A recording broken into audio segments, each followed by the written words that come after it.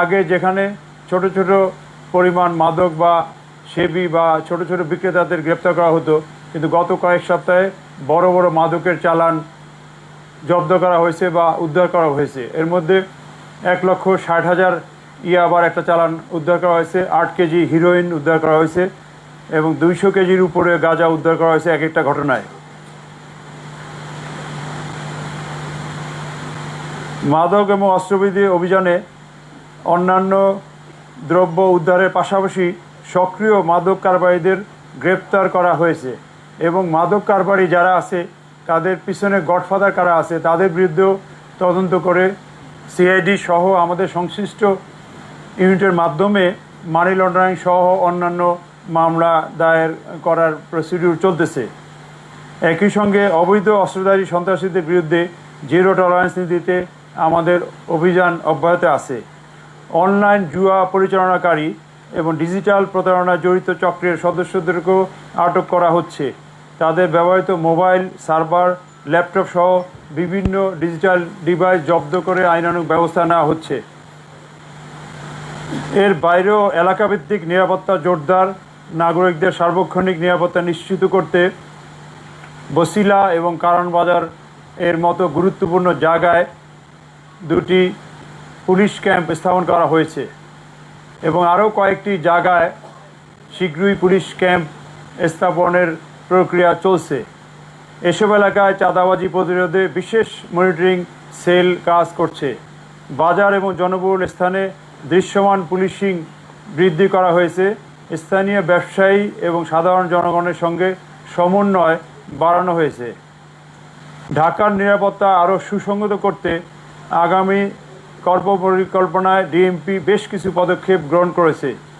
অপরাধপ্রবণ নতুন নতুন এলাকা চিহ্নিত করে পর্যায়ক্রমে আরও পুলিশ ক্যাম্প স্থাপন করা হবে এবং মহানগরীর গুরুত্বপূর্ণ পয়েন্ট, বাজার, সড়ক, ঝুঁকিপূর্ণ এলাকায় নতুন করে সিসি ক্যামেরা স্থাপন করার কাজ চলমান আরও করা হবে, যাতে দ্রুত আসামি শনাক্ত এবং অপরাধীদের প্রতিরোধ করা যায়।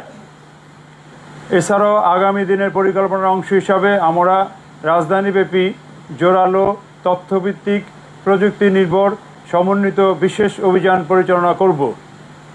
এর মধ্যে থাকবে চাঁদাবাজি প্রতিরোধে হটস্পট ভিত্তিক নজরদারি বৃদ্ধি করা, মাদক নির্মূলে নিয়মিত ব্লক রেড এবং বিশেষ চেকপোস্ট পরিচালনা করা, অবৈধ অস্ত্র উদ্ধারে গোয়েন্দা তৎপরতা বৃদ্ধি করে তাদেরকে শনাক্ত করে গ্রেপ্তার করা, সন্ত্রাসী নেটওয়ার্ক ধ্বংসে আমাদের সমন্বিত অপারেশনেরও কাজ চলছে, তথ্য সংগ্রহ করা হচ্ছে। সাইবার প্রতারণা এবং অনলাইন জুয়া দমনে আধুনিক প্রযুক্তির ব্যবহার বৃদ্ধি করা হচ্ছে। অপরাধপ্রবণ এলাকায় কমিউনিটি পুলিশিং এবং জনসম্পৃক্ততা আরও শক্তিশালী করা হইতেছে। শুধু আইন প্রয়োগ নয়, অপরাধ প্রতিরোধে সামাজিক অংশগ্রহণ নিশ্চিত করতে গণমাধ্যম, মাইকিং, লিফলেট, সামাজিক যোগাযোগ মাধ্যম এবং কমিউনিটি পুলিশের মাধ্যমে জনসচেতনতা কার্যক্রম আরও জোরদার করা হইতেছে। বিট পুলিশিংয়ের মাধ্যমে পুলিশি সেবাকে জনগণের দোরগোড়ায় পৌঁছানো হইতেছে। আগামীতে এ কার্যক্রম আরও জোরদার করা হবে। ডিএমপি বিশ্বাস করে অপরাধ দমন শুধু আইন প্রয়োগকারী সংস্থার একক কাজ নয়, এটি একটি সমন্বিত সামাজিক দায়িত্ব। তাই আমরা নাগরিকদের অংশগ্রহণ, জনসচেতনতা বৃদ্ধি এবং গণমাধ্যমের সহযোগিতাকে অত্যন্ত গুরুত্ব দিচ্ছি। আপনাদের দায়িত্বশীল সংবাদ পরিবেশন সমাজকে সচেতন করে, অপরাধ প্রতিরোধে জনগণকে সম্পৃক্ত করে এবং অপরাধীদের বিরুদ্ধে সামাজিক প্রতিরোধ গড়ে তুলতে গুরুত্বপূর্ণ ভূমিকা পালন করে। ঢাকা মহানগরীর নিরাপত্তা রক্ষা পুলিশের শুধু একক কাজ নয়, নাগরিকদেরও দায়িত্বশীল ভূমিকা রাখতে হবে। সন্দেহজনক ব্যক্তি, চাঁদাবাজ, মাদক বা অনলাইন জুয়া বা প্রতারণা সংক্রান্ত তথ্য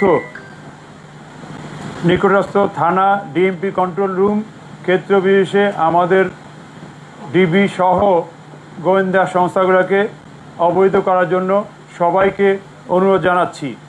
প্রয়োজনে তথ্যের যে সংবাদদাতা তার পরিচয় গোপন রাখা হবে।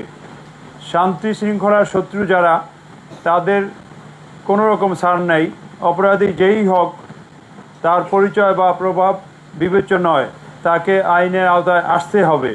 চাঁদাবাজ, মাদক কারবারি, অস্ত্রধারী, সন্ত্রাসী, অনলাইন জুয়া এবং প্রতারণাকারীদের বিরুদ্ধে আমাদের অভিযান অব্যাহত থাকবে। আমরা নগরবাসীকে আশ্বস্ত করতে চাই, ঢাকা মেট্রোপলিটন পুলিশ আপনাদের নিরাপত্তায় সর্বদা জাগ্রত, দৃঢ় এবং প্রতিশ্রুতিবদ্ধ।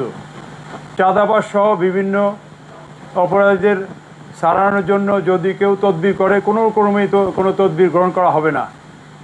ধরে নেওয়া হবে যারা তদবির করবে অপরাধীর বিরুদ্ধে সারানোর জন্য, আমরা মনে করব যে তারাও অপরাধী চক্রের সাথে জড়িত। অতএব এই ক্ষেত্রে ডিএমপির জিরো টলারেন্স।